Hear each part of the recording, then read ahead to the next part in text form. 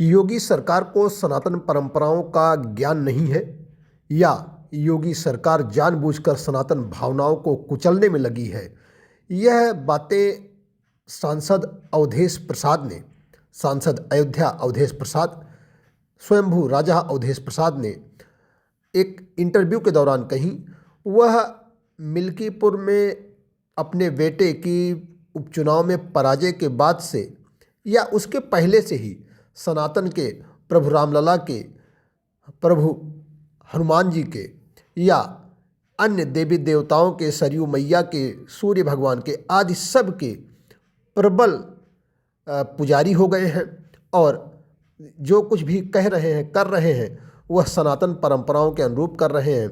शायद उन्हें ये एहसास हो गया है कि उपचुनाव में यह दुर्गति क्यों हुई, इसीलिए वह सनातन परंपराओं का जिक्र करते हुए योगी सरकार पर प्रहार भी कर रहे हैं और योगी सरकार को, सनातन भावनाओं को, महाकुंभ की परंपरा को, उसके महात्म्य को कलंकित करने वाला बता रहे।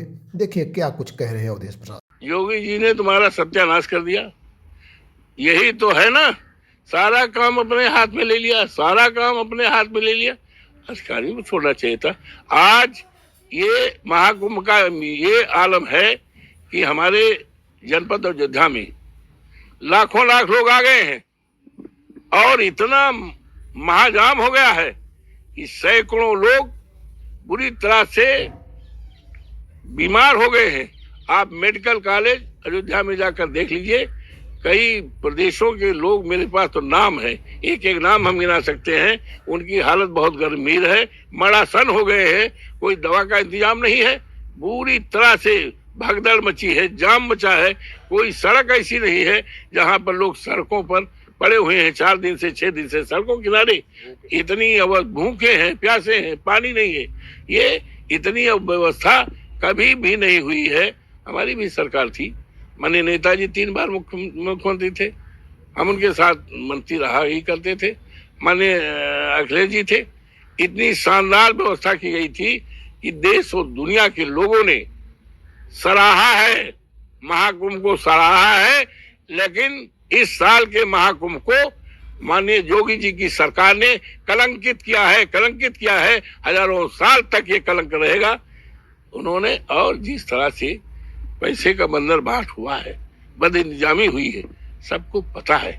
पूरी तरह से हजारों करोड़ों रुपए का बंदर बाट हुआ है, बद इंतजामी हुई है, जिसका नतीजा हुआ है भगदड़ हुई थी, न जाने कितनी जाने गई हैं, आग लगी है। हमारे प्रधानमंत्री जाते हैं, हमारे राष्ट्रपति जाते हैं और जिस तरह से इस लोग जाते हैं, जाने के बाद कुछ ना कुछ घटना होती है। 2-2, 3-3 बार तो आग लगी, 2-2, 3-3, 4-4 बार आग लग गई। ये अपशगुन है, ये अच्छा नहीं है। गंगा मैया को कलंकित किया है।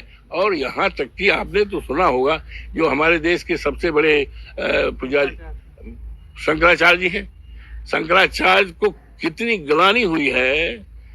हम हिंदू धर्म में, सनातन धर्म में, हमारे यहाँ कोई अगर मर जाता है तो उस दिन रोटी नहीं बनती, तावा नहीं चढ़ता है, बच्चों के लिए भी खाना नहीं खिलाया जाता है।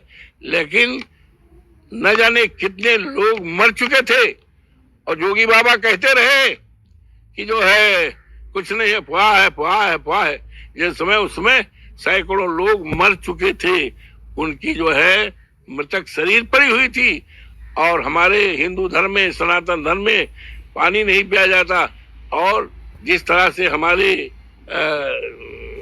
जो शंकराचार्य जी हैं, चिंता ही नहीं व्यक्त किया है, आक्रोश जाहिर किया है और मुख्यमंत्री को इस्तीफे की मांग की है, मुख्यमंत्री के निकम्मेपन के लिए चर्चा की है। ये रोष नहीं, सत्य बात। और उन्होंने यहाँ तक कहा, हमें अगर इतने बता देते कि इतने लोग मरे हैं तो हम पानी न पीते, हम खाना न खाते, हम अपने सनातन धर्म, हिंदू धर्म का पालन करते। हमारे हिंदू धर्म और सनातन धर्म की हमारी जो मान्यताएं हैं, प्रक्रियाएं हैं, हमको योगी की इस राज में खंडित करना पड़ा। इसका क्षोभ हमें सारी जिंदगी, जब तक हम लोग जिंदे रहेंगे तब तक याद रहेगा। उन्होंने मुख्यमंत्री को इस्तीफे की मांग की है, तो इससे ज्यादा बदइंतजामी, इससे ज्यादा बड़ी बदइंतजामी कभी नहीं हो सकती है। महाकुंभ में आज भी हम फिर जो मरे हैं उनके परिवारजनों के प्रति श्रद्धांजलि अर्पित करते हैं।